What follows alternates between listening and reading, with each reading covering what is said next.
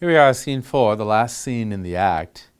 This is outside Macbeth's castle, and it's a small scene. These small scenes were frequently done as a costume changer, because you'd have to get the same actors from one scene into costumes for the next scene or the next act. And so Shakespeare would frequently take these little small scenes and plunk them down in between. Some business was happening on stage while his principals were back there getting changed into their costumes. So then this little costume changer, we have an old man and Ross discussing what's happened during the night.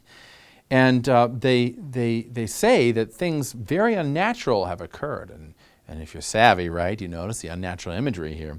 But Ross says, Duncan's horses, a thing most strange and certain, beauteous and swift, the minions of their race, turned wild in nature, broke their stalls, flung out, contending against obedience as they would make war with mankind. So he's suggesting that there's something unnatural going on here, some sort of witchcraft. It's kind of bizarre. And we could take it on the one hand as, yeah, these horses broke out of their stalls and were unnatural and all this.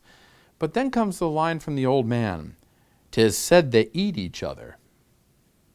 That's an odd line. The horses become cannibalistic.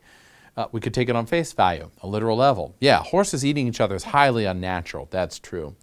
But the other way we can take it is that in the court, a certain level of paranoia is developing already, and people going around spreading rumors about things that are occurring. So here's Ross with the old man saying, yeah, it was weird, that the horses broke out of their stalls and all this. It's kind of odd. It's a rumor spreading. And the old man increases the rumor by making it even more poignant, even more punctuated. Yeah, they ate each other. Yeah, they ate each other. And now all of a sudden we got the sense that rumor is beginning to fly through the court, accompanying the evil that Macbeth has unleashed on the world. Fear and evil frequently play off of each other. And I think Shakespeare is making the point that fear is encouraged by the rumor that spreads in this paranoid court. Well, this paranoid court has driven Macduff away, and we see that in the exchange between Ross and Macduff in this scene. We can take the reading of Ross and Macduff's exchange on surface value, that basically Macduff is a little bit put out, but not too much from Macbeth. But I prefer to look at it in a different way. Ross is something of an opportunist. He sees who is now going to be in power, Macbeth. And he is going to go and visit Scone, where Macbeth is going to be crowned, to give his support to Macbeth, so that he himself can get a good office and good pay. Macduff, however, who's sort of the hero of the play, will have none of that.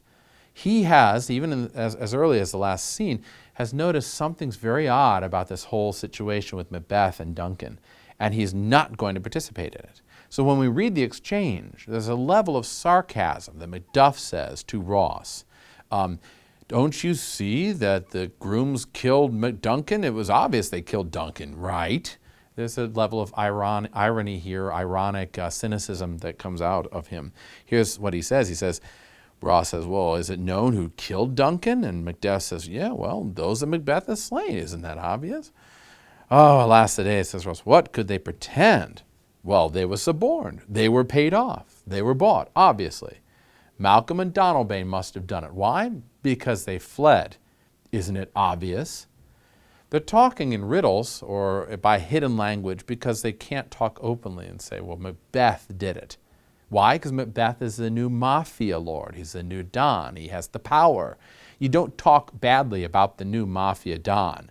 When Al Pacino takes the reins, right, in Godfather, you don't talk badly about Al Pacino. So Ross is basically saying, well, I'm going to go and support him. And Macduff says, you do that. I'm going home, and I'm going to lock my door, and I'm going to chain it shut, and I'm not let anybody in, because things are getting so bad here in Scotland, he knows already, that the only safe place is within my own castle. So at the end of this scene and the end of the act then, we've got Macduff going back to his castle, representing a whole group of people that are fleeing from Macbeth, and Ross going to see the coronation of Macbeth as a whole group of people that support him for opportunistic reasons. But nobody loves Macbeth. That's pretty obvious. And we end the act with the breaking up of the country and move into the next act.